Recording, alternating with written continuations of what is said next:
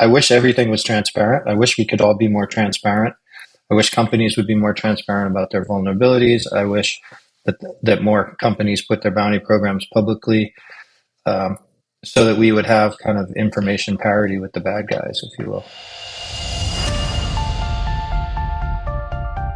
The Cybersecurity Collaborative and Google Chrome Enterprise is proud to present CISO Stories. Each week, CISO Stories takes a deep dive on security leadership with one of the contributors to my latest book, the #1 selling CISO Compass, Navigating Cybersecurity Leadership Challenges with Insights from Pioneers, as well as from other top CISOs and cybersecurity thought leaders.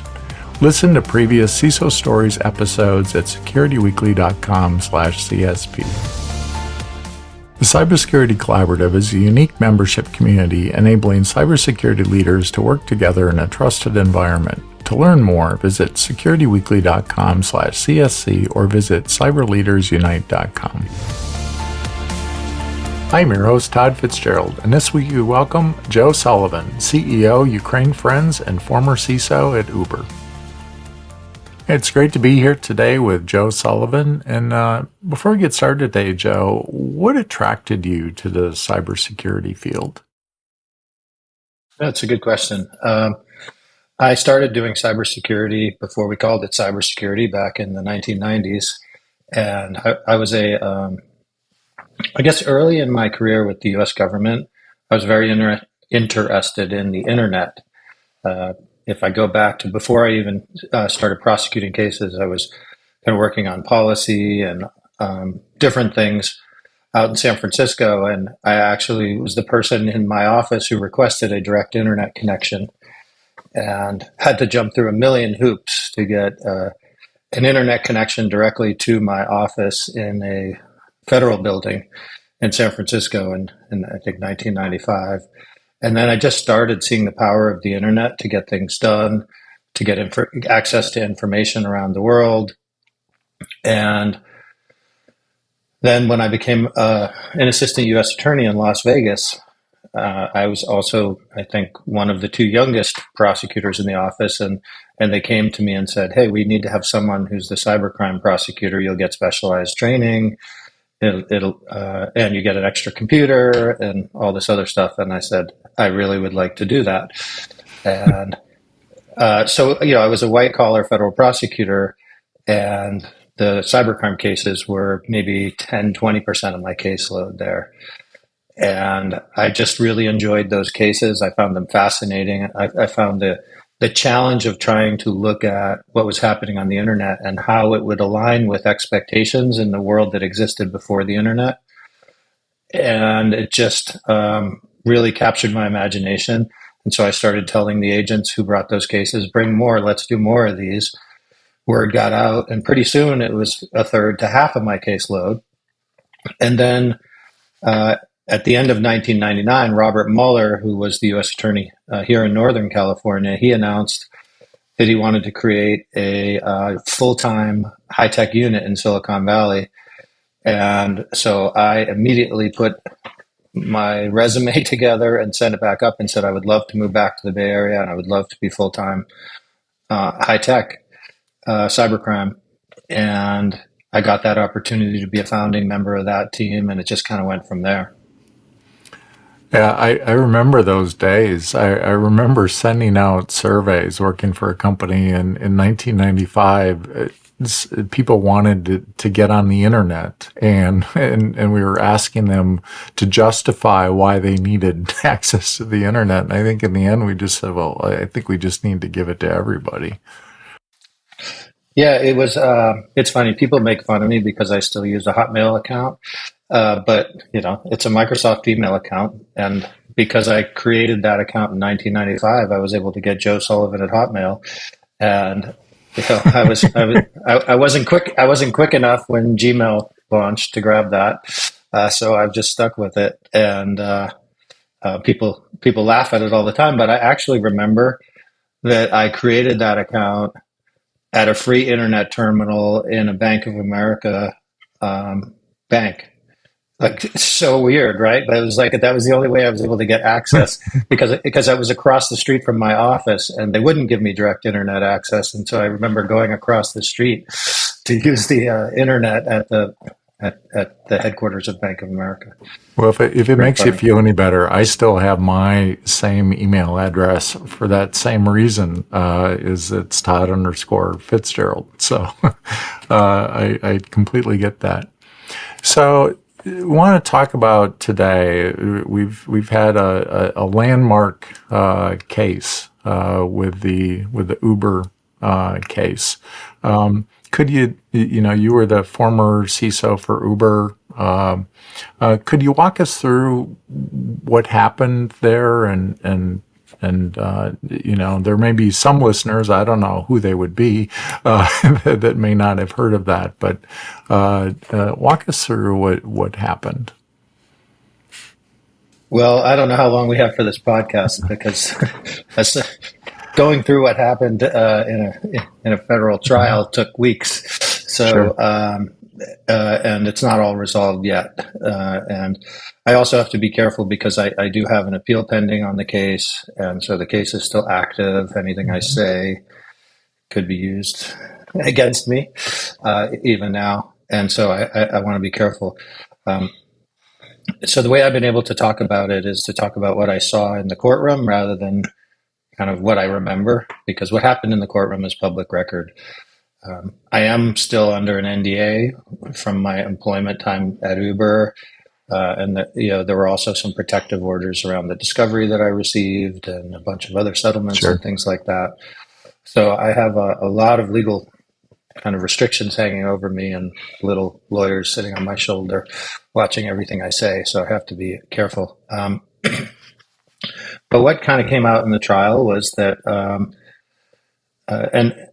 and I'm grateful the judge actually made a lot of observations at my sentencing about the trial and the evidence.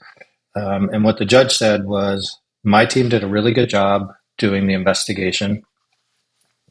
What happened in terms of the case was in fall of 2016, I got an email that said, "Hey Joe, I found a vulnerability in Uber," and I forwarded it.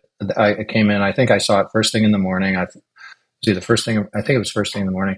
I forwarded it to the person who ran our bug bounty program.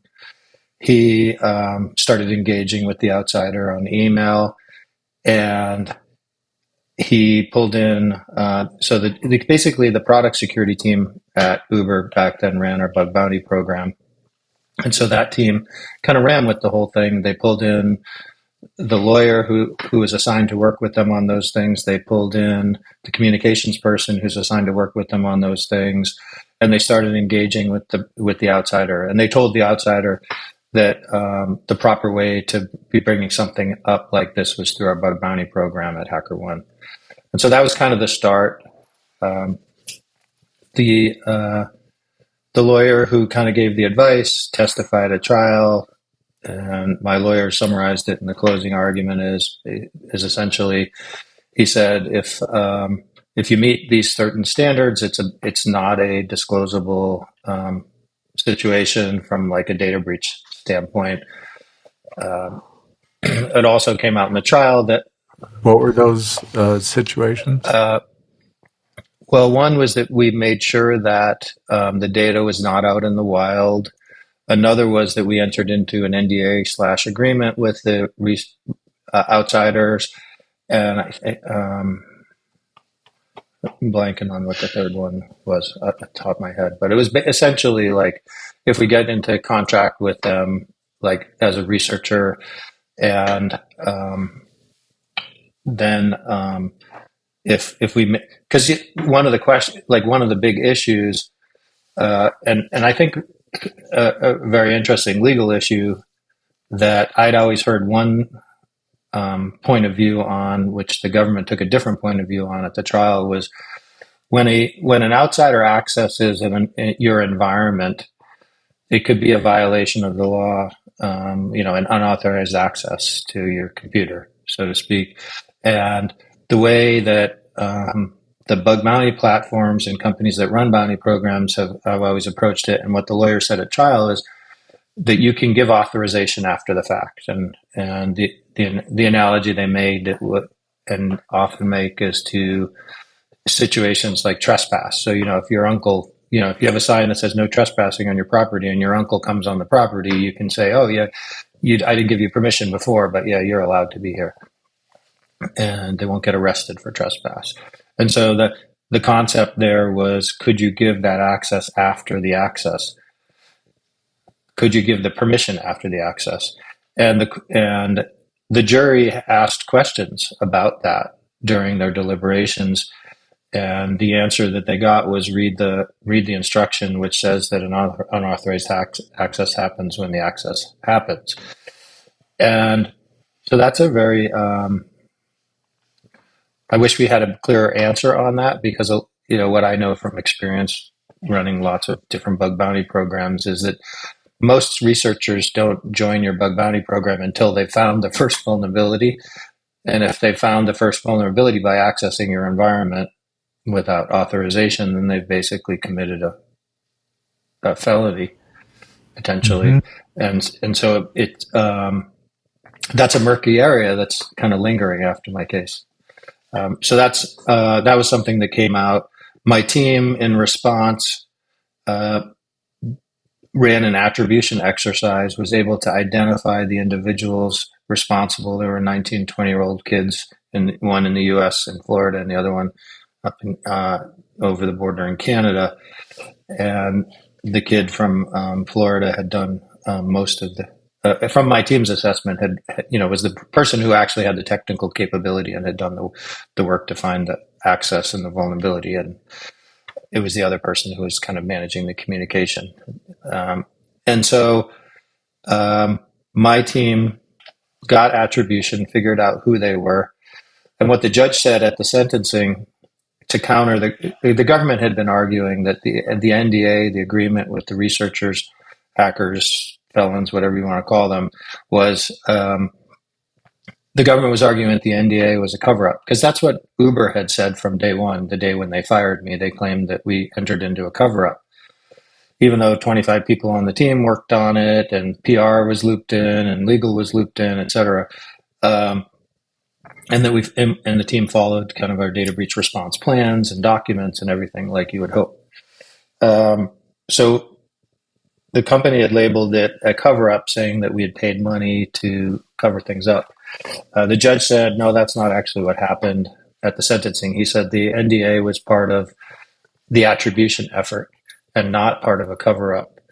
And I was really glad that he said that, because it validated, I felt responsible for getting the truth out there, not just for myself, but for all the people on the team who'd actually done the work. And the idea that their good work had been labeled a cover-up really, didn't sit well with a lot of people. So that was great that the judge made that statement. Mm-hmm. So do you think that CISOs should be having NDAs with their cybersecurity bounty programs, or should they not be running bounty programs, or where do you think we should be going with that? My understanding is that the vast majority of bounty programs run privately. Most companies don't flip the switch and make their bounty program public. I've always flipped a switch and made the program public. I did that at Facebook. I did that at Uber. I did that at Cloudflare, even after all of this. I believe that bounty programs are a fundamentally important part of a security program. I think that the more eyes you can get on your environment, the better. The economics of bug bounty programs are incredibly tilted in favor of the companies. And the company doesn't have to spend money unless they get a result. And with the existence of the platforms like HackerOne and BugCrowd, they have taken away a lot of the hard work of managing a program. The challenge is that there are these gray area edges that continue to cause problems and scare people away.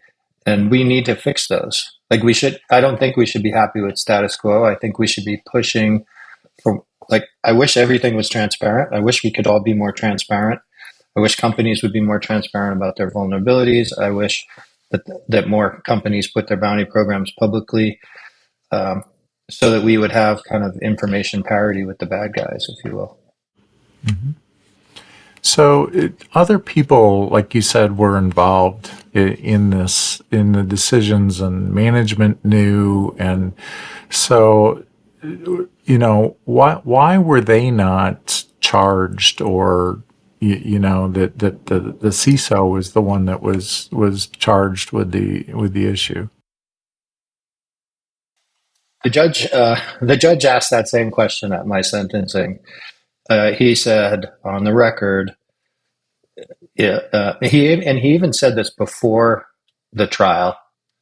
Um, he was like, "Oh, so I forget his exact quote, but he said it a few months before the trial at a hearing, and then he said it again at the sentencing, because he asked, why isn't the company sitting there next to him? And then at the sentencing, he said, why isn't the CEO? He said, as far as the evidence that I saw, the CEO is at least as culpable," was the quote from the judge. Mm-hmm. Because the reality was, the evidence that came in at the trial showed that uh, I was in regular communication with the CEO. We had a team meeting to go over the latest updates, and right afterwards, there would be a phone log showing me calling the CEO, and so on. And so, I think that was an interesting question that a lot of people asked, and but I think the question, the reason I went to trial and the reason I didn't become a witness against the company and the CEO is because I thought, like, we tried to do it right. Maybe we didn't do everything we should have, but like we didn't we didn't go into this to do a cover up, and we weren't trying to do a cover up. We were trying to protect our customers, and my team did it. They found the people who were responsible. They explained to them how bug bounty programs work. They told them that they're doing it wrong and that they could be perceived as extortion, that they needed to um, come at the companies differently, and that they could make lots of money doing it that way, and that there's a whole ecosystem that exists to promote this type of thing. And we sent a former CIA interrogator to the homes of these people and literally interviewed them, and had detailed, long reports that went into evidence at trial about the evaluation of their candor and accuracy of their statements. We had remote forensic work done by our team to make sure that the data was deleted. Like, this wasn't let's just give some clowns some money and just move on. The team documented everything and played in real time for every meeting that we had. All the records existed inside the corporate records. Just the company. We even invited them to come visit our headquarters. We didn't ask these guys to disappear. We asked them to come talk. A team member even reached out to try and get them jobs at security because they thought that they were talented. And so, there's just a lot of different facts in there that may or may not be relevant to the overall situation. Like, you asked a question about, like, how should CISOs interpret something about this case.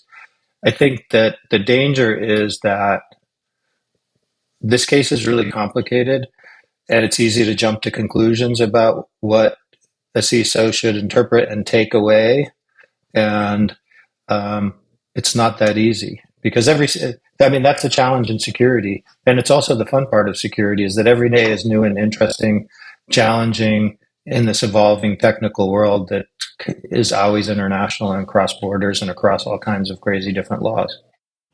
And I know in putting together the CISO Compass book, we use 75 other top-notch CISOs like yourself, and I can say that it's a very passionate group in protecting our organizations, and that believe in the mission, and people that want to collaborate and want to share information.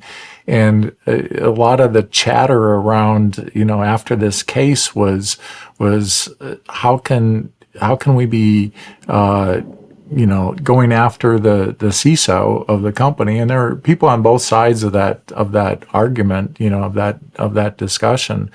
But there's also, many CISOs now wondering, what do I do? Could I be in this situation someday? And when there's a data breach, or there's a researcher that's bringing information to me, how do I play in that space? Yeah, I think CISOs should be looking at these cases and trying to figure out what to do better. And I've had lots of conversations. Believe me, since I got fired from Uber in the fall of 2017, I've been contacted by probably literally hundreds of CISOs who literally over 100 CISOs who have seen themselves in a situation where they were starting to panic, you know, and they either, and if they knew me, they would reach out to me, and if they didn't, a proxy would reach out, and then I would talk to the person.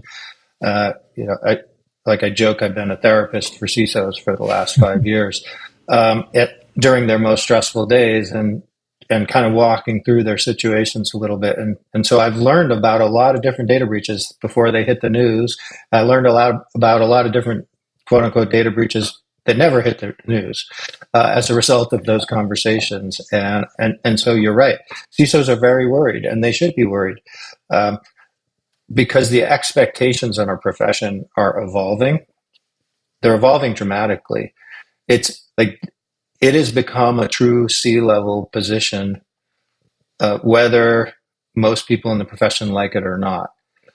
You need to be capable of bringing a very clear voice with strength to your executive leadership meetings with every single executive at your company. You have to talk to all of them like a peer about how the company makes investments. You need to be comfortable in front of the board. You need to be comfortable in front of regulators. Like the expectations on us in that role are fundamentally different than they were when I first took on that role. And they're fundamentally different than a lot of people who grew up in the profession and looked at and had mentors. Like their mentors just have never been through what they need to go through now. And like I would say the one takeaway that I've been talking about recently, because I only really recently processed it, was around this concept of managing external communication about security. Because I had the privilege of being in a group that was listening to the head of security, now CISO from SolarWinds, talking about his situation, and my takeaway from that conversation was that there is the risk that he could be held accountable for statements that the company made about their security posture that he never even saw. And there's a parallel to that in my case where the government presented a bunch of statements that my company made to the FTC. So, count one against me was obstruction of the FTC investigation by not being fully transparent to the FTC about situations in our security environment. And there were a bunch of, during the trial, my lawyers pointed out that there were a bunch of the communications that the government was quibbling about, or more than quibbling about, were stuff that there was no evidence that I had ever even seen. And so I'm not sure most CISOs have really thought about that.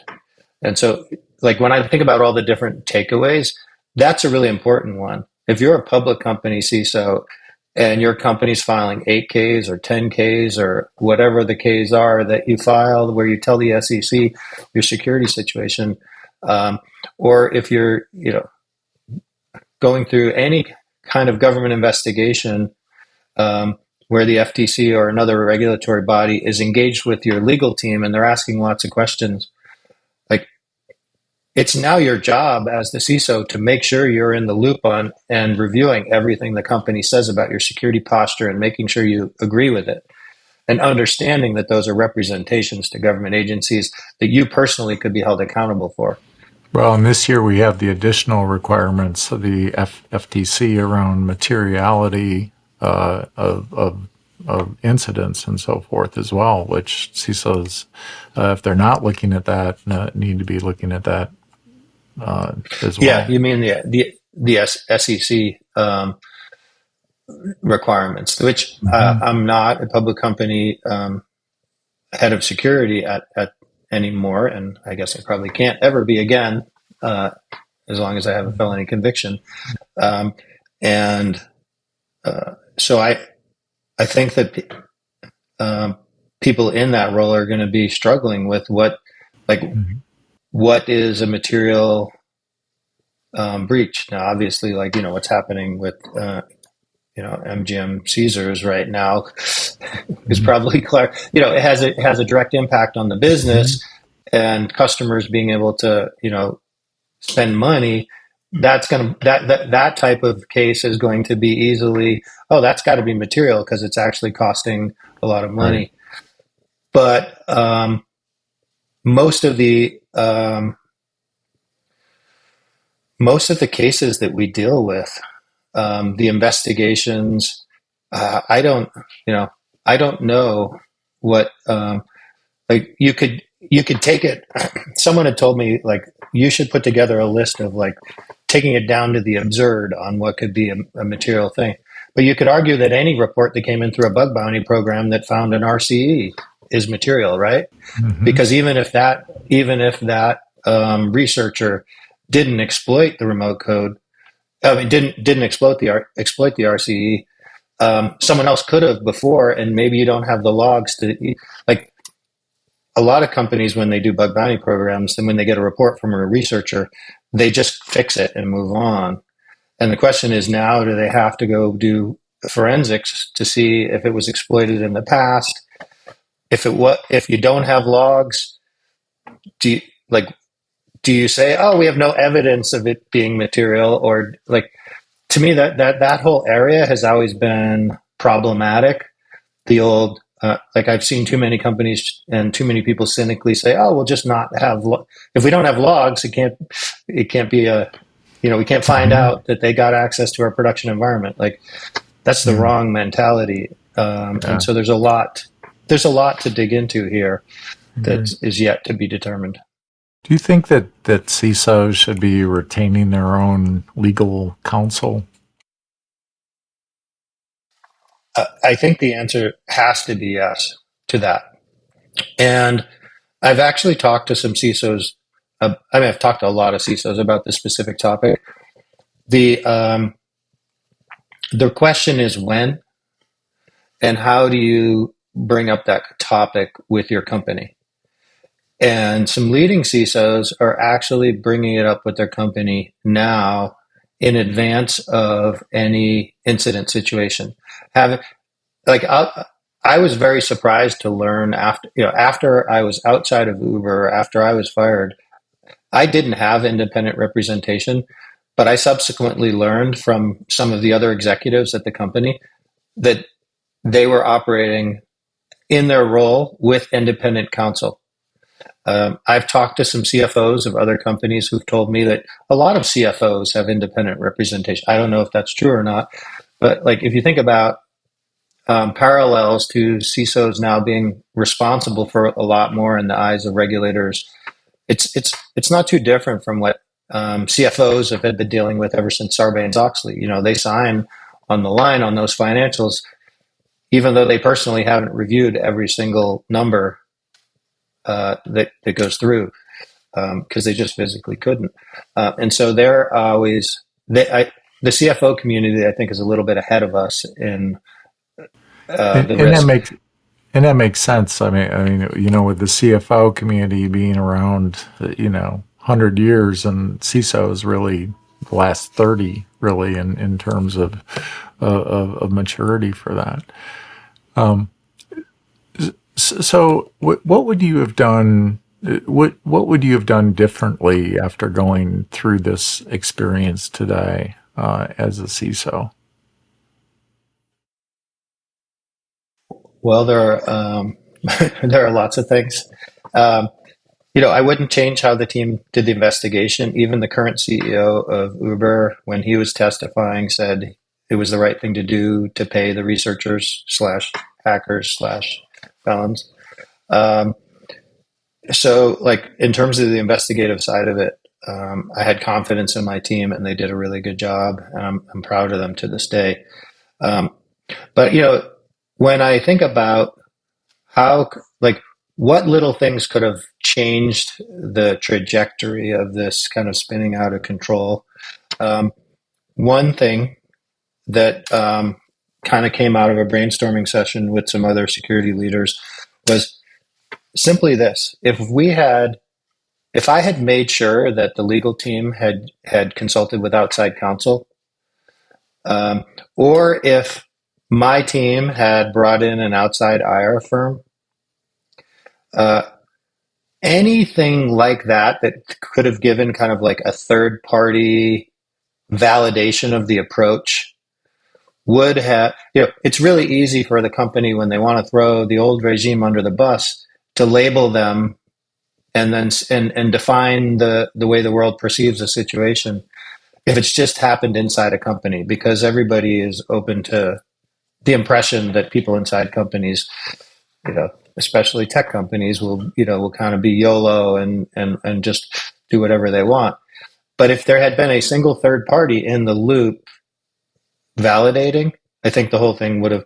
So I don't know if that makes sense, but to me, like, I didn't think that, I never dug into, like, I knew that our lawyers that we partnered with would go to outside counsel on some things, but I never made it a discipline to check and ask that question. Oh, is that opinion validated by outside counsel?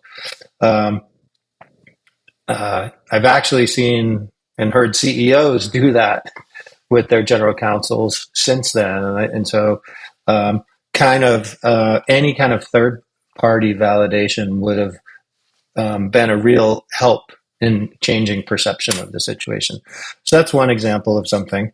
I do think that if I had independent representation, that might have helped me think about things differently not during the incident necessarily, although maybe, but in the aftermath when things started really swirling. And that one of the other things that makes this case very different and kind of hard to be a precedent setter for everybody else is the situation where the version of Uber that decided to go public was a very different version of Uber than um, was overseeing the company at the time of the incident.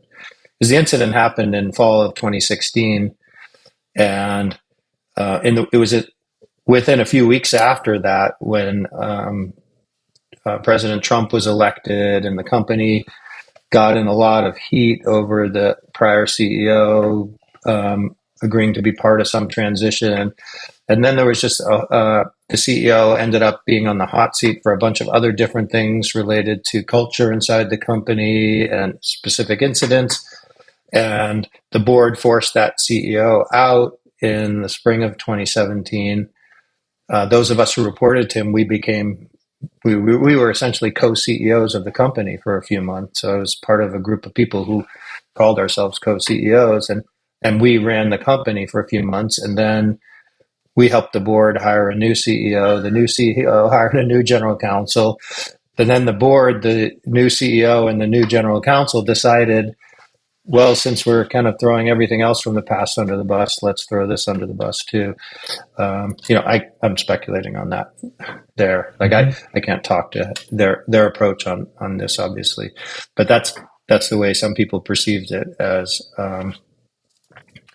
And yeah, and certainly, like I said, the trial showed that a lot of leadership in the company in 2016 was involved and aware Mm-hmm. Yeah, of absolutely. how the case was handled. Well, this has been great, Joe. I know we could talk for a long time on this. I want to be respectful of your time. What final advice would you give to emerging CISOs, new CISOs, experienced CISOs?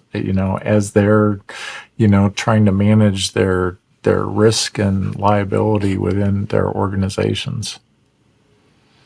Yeah, so I think there are lots of little tactical things that we could go into, like those example kind of things that I mentioned. But I think we need to do something bigger than that and more proactive than that.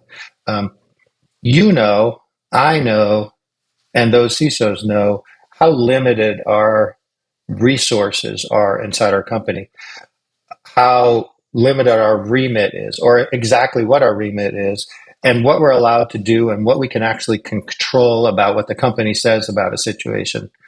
And um, that's a reality that is not the same as the reality of a person on the street or a regulator. Like from the outside, if we stopped 10 random people on a street corner in New York City and we said, hey, look at what just happened at MGM. By the way, they have a CSO. Who should be accountable? They would say the like security failed. Well, it's not security failed. It's the company failed. Like the CISO shouldn't be for that organization. From the outside, as of right now, none of us who are security leaders look at that thing and say, okay, the CISO should be fired today. Because we know that the environment inside that organization and how they invested in security is way more complicated than that person on the street's perception. But a regulator will also kind of look at it more like the person on the street because they haven't worked inside companies. They haven't dealt with the budget fights and all the politics and everything else that you go through. And they don't know the history of, like you said, the CISO position is pretty darn new, and it's still we can't agree on where it should report, how to measure success. And like the foundations just haven't even fully been built yet. So the world has this perception of us and an expectation of us, and we're the only ones who haven't had a voice in defining that. And I think that the CISO community needs to find a way to have a bigger voice proactively in getting the world to understand that we are what you said we are. We are people inside the company who are passionate about a mission of doing the right thing. Like it truly is a noble profession of people who've chosen it, not because they're going to make the most money, but because it gives them a sense of accomplishment that they're standing up for people who don't have a voice inside the company. There's so many reasons that are all really good reasons people choose this profession, and we shouldn't just let it stay scary. Like we need the dynamic between the private sector and the government to be fundamentally different and better, so that the government views CISOs as they're an extension of them in terms of keeping the internet safe and not kind of a foil. So how are we going to get there? I think that's the question and conversation we need to be having. Too many CISOs are first timers in their job. Too many CISOs are afraid to speak up even inside their own company. And most CISOs are in a situation where their company has a different point of view than they do personally. Like as a CISO, you want to have a clear lane of expectations. When we drive down the street, we can see there's a yellow line that we're not allowed to cross. And there's a white line that we shouldn't cross except for special situations. And so we know the rules and we know the expectations. But our companies keep telling the government, we don't want more regulation. But the CISO probably would prefer a lot more regulation to give us clarity. Having led some global security programs myself in different companies, I found it is actually easier in those organizations where you were subject to the regulations versus the other ones, because you could decide not to do those things. Right. And so the question is, like, are CISOs going to be okay with the status quo, that status quo where our companies and the government are the two organizations that are deciding the future, or are we going to have an independent voice? And who's going to take that lead for us? And how do we create that voice? I think, or we can just stay, or we can say, no, we that's too much work. That's hard. It would cost money out of our own paychecks. Let's not do that. And we're happy with this miserable status quo where, like, we go to work afraid. Yeah, I think that's a great insights, Joe. Thanks for taking the time with us today and sharing and being very transparent with our listeners. I know the CISO community really appreciates that, and we need to work towards that mission. So thank you very much. All right, thanks for having me on. Are you constantly thinking about how to keep your enterprise as secure as possible? Get to know Chrome Enterprise, the browser that will secure your organization without the added expense and complexity of additional browsers. Its simplified management features will free up your team to focus on critical security tasks that can be overlooked because of the time and attention it takes to manage other solutions. Don't settle for a browser that compromises your organization. Visit securityweekly.com/Chrome now to start protecting your organization like never before.